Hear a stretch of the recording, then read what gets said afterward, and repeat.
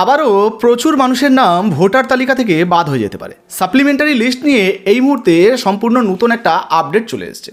তো বর্তমানে আপনারও যদি এই যে নামগুলো ভোটার লিস্টের নাম আন্ডার অ্যাডজুডিকেশনে থাকে বা সাপ্লিমেন্টারি লিস্টে থাকে, সেক্ষেত্রে এই মুহূর্তে নতুন কি আপডেট রয়েছে। ভোটার লিস্ট থেকে নাম যদি বাদ যায়, মানে আপনার নাম ধরুন ভোটার লিস্টে উঠলো না, ডিলিট হয়ে গেল, ক্যান্সেল হয়ে গেল, সেক্ষেত্রে আপনার কী কী করণীয় বা কী কী করতে হবে সেই নিয়ে একটা নতুন আপডেট উঠে এসেছে। চলুন আজকের এই ভিডিওতে এক এক করে সেই সমস্ত তথ্য এক এক করে আপনাদেরকে দিয়ে দিই।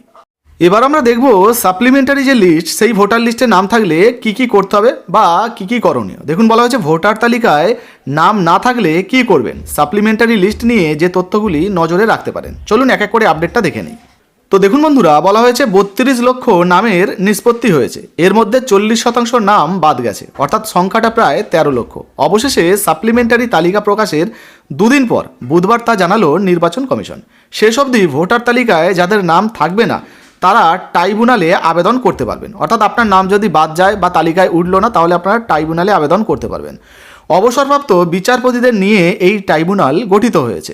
নির্বাচন কমিশন সূত্রের খবর, সুপ্রিম কোর্টের নির্দেশ মতো বিচারাধীন ভোটারদের নথিপত্র যাচাই করে দেখছেন এই রাজ্যের 501 জন জুডিশিয়াল অফিসার। পাশাপাশি উড়িষ্যা, ঝাড়খণ্ড থেকে আসেন আরও 200 জন জুডিশিয়াল অফিসার। তাদের বিবেচনার পর ভোটারদের সাপ্লিমেন্টারি লিস্ট জানা গিয়েছে।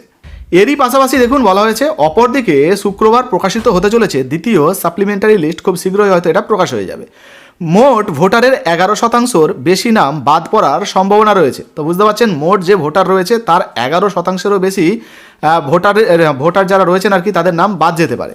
2025 সালের অক্টোবর অবধি এই জন্য মানে এই রাজ্যে আর কি ভোটার সংখ্যা ছিল 7,66,00,000।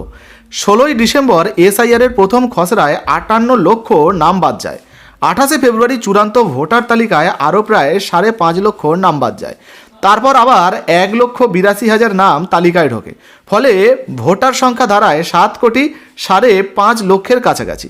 পাশাপাশি বলা হয়েছে, দেখুন, নির্বাচন কমিশন সূত্রের খবর, লজিক্যাল ডিসক্রিপেন্সি আওতায় এখনও অবধি 32 লক্ষের নাম মানে নিষ্পত্তি হয়েছে। এর মধ্যে প্রায় 40%-এর নাম বাদ গেছে, অর্থাৎ প্রায় 13 লক্ষ নাম বাদ গেছে।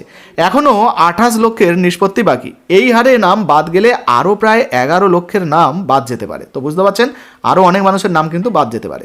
ফলে মোট প্রায় 24 লক্ষ নাম বাদ যাবে। এই রাজ্যে মোট ভোটার সংখ্যা হওয়ার কথা প্রায় 6,80,00,000, অর্থাৎ সেক্ষেত্রে মোট প্রায় 86 লক্ষ ভোটারের নাম বাদ যেতে পারে। তবে এই হিসেব শেষ অবধি কী দাঁড়ায় সেটাই কিন্তু দেখার। এরই মধ্যে নাম বাদ যাওয়া নিয়ে ইঙ্গিতপূর্ণ মন্তব্য করেছেন বিরোধী দলনেতা শুভেন্দু অধিকারী। শুভেন্দু অধিকারী বলেছেন, প্রথম রাউন্ড ব্রেকফাস্টে গেছে 58 লক্ষ, লাঞ্চে কত গেছে 60 লক্ষ, এখনও ডিনার হয়নি, সন্ধ্যাবেলা লিকার চা আর চিনেবাদাম হয়েছে, তাতে 32 লক্ষের মধ্যে 14 লক্ষ চলে গেছে, আরও বাকি কত 28 লক্ষ। তাহলে এই মুহূর্তে কত গেছে 79 লক্ষ, তাই তো।